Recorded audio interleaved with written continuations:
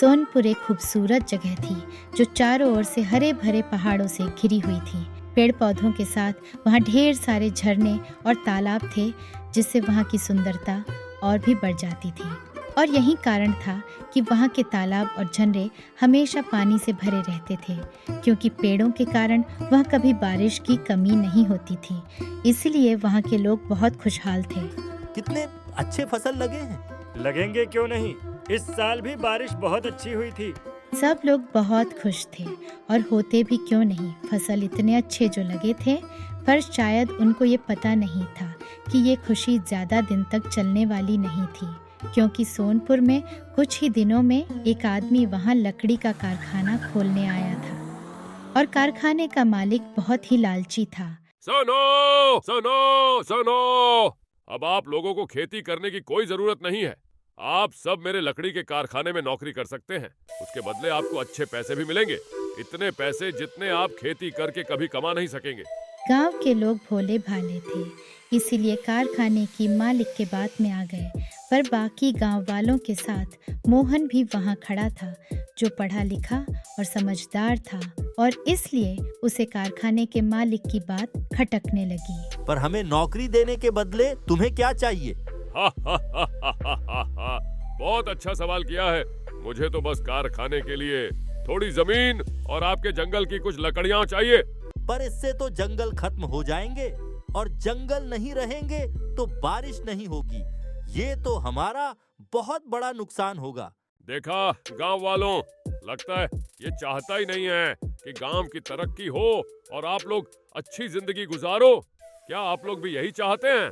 आप सही कह रहे हैं। गांव की तरक्की से हम सबका फायदा होगा, और यहाँ इतने सारे पेड़ हैं, थोड़े बहुत कट भी जाएंगे तो क्या होगा। नहीं, मेरी बात सुनो। मोहन ने गांव वालों को समझाने की बहुत कोशिश की, लेकिन सब लोग कारखाने के मालिक के बहकावे में आ गए थे और उसकी किसी ने नहीं सुनी। और देखते ही देखते गांव में लकड़ी का कारखाना खुल गया। अब इस जंगल की लकड़ी काटकर मैं खूब पैसे कमाऊंगा। जाओ और तेजी से लकड़ियां काटना शुरू करो। जाओ, जल्दी जाओ। लकड़ी कारखाने के मालिक के आदेश पर उसके आदमियों ने जोर शोर से पेड़ों को काटना शुरू कर दिया, और कुछ ही सालों में सोनपुर के हरे भरे जंगल वीरान होने लगे। अब वहाँ पहाड़ तो थे, पर उसमें पेड़ नाम मात्र के बच गए, जिसके कारण वहाँ बारिश भी कम होने लगी, जिसके कारण आसपास के तालाब और झरने भी सूखने लगे। मोहन ये सब देखकर बहुत दुखी था। आखिर मुझे जिस बात का डर था वही हुआ। लकड़ी के कारखाने की वजह से न पहाड़ में पेड़ बचे, न तालाब में पानी। अब क्या होगा पता नहीं। मोहन का डर बिल्कुल सही था। पेड़ काटने की वजह से सोनपुर में अब बहुत कम बारिश होने लगी, जो खेती तो दूर की बात पीने के लिए भी पूरी नहीं थी, जिससे गांव वाले परेशान हो गए। ये तालाब भी सूख गया, अब हम खेतों में सिंचाई कैसे करेंगे? वैसे ही बस कारखाने में मिले पैसों से घर चलाना बहुत मुश्किल हो रहा है। ऊपर से बारिश भी नहीं हो रही जिसे हम खेती कर सकें। ओह, कुएं में तो पानी ही नहीं, अब हम पीने का पानी कहाँ से लाएंगे? बिना पानी के घर में खाना कैसे पकेगा? पानी की समस्या पूरे गांव में फैल गई, जिससे सब लोग चिंतित थे और इसका उपाय सोचने के लिए इकट्ठा हुए। गांव वालों, हमारे गांव में बहुत बड़ी समस्या आ गई है। बारिश ना होने की वजह से ना पीने के लिए पानी बचा है और ना ही सिंचाई के लिए। अरे, हमें तो पानी लाने के लिए दूसरे गांव जाना पड़ता है। ये सब उस लकड़ी के कारखाने की वजह से हुआ है। मैंने पहले ही चेतावनी दी थी, पर तब मेरी किसी ने नहीं सुनी। ये उसी का परिणाम है। अरे, लकड़ी के कारखाने को क्यों दोष दे रहे हो? पानी तो बारिश न होने की वजह से कम हुई है। हाँ, बारिश न होने की वजह कारखाना ही है। उन्होंने हमारे गांव के पहाड़ों के सारे पेड़ काट लिए।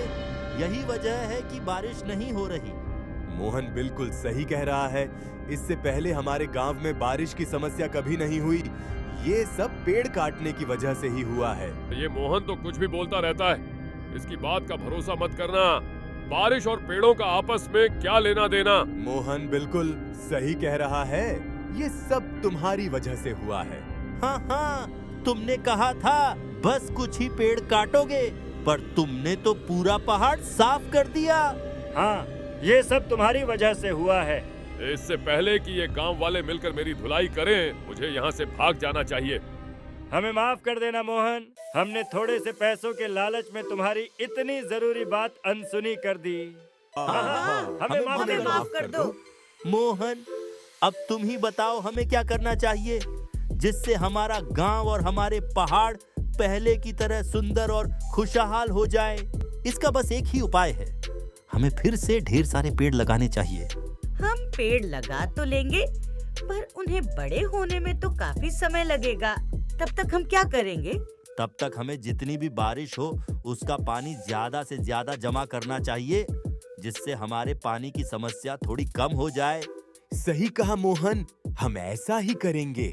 मोहन की बात अब गांव वालों को समझ में आ गई थी, इसलिए उन्हें गांव के पहाड़ों में और आसपास ढेर सारे पेड़ लगाए और बारिश का पानी जमा करने का उपाय भी किया।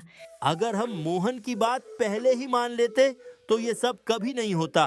बिल्कुल सही कहा। कोई बात नहीं, सीखने का कोई समय नहीं होता। वो कहते हैं ना, जब जागो तभी सवेरा। और देखते ही देखते कुछ ही सालों में सोनपुर के पहाड़ फिर से हरे भरे हो गए और पहले की तरह वहाँ भारी मात्रा में बारिश होने लगी, जिससे वहाँ के तालाब और झरने फिर से पानी से भर गए और वहाँ के लोगों की समस्या हमेशा के लिए खत्म हो गई और उनको पेड़ों का महत्व भी समझ में आ गया। कितना सुंदर लग रहे हैं ये पहाड़। हाँ, अब हम किसी भी हालत में ये पेड़ नहीं काटने देंगे, क्योंकि हमें समझ में आ गया है कि हमारी जिंदगी में पेड़ कितने महत्वपूर्ण होते हैं।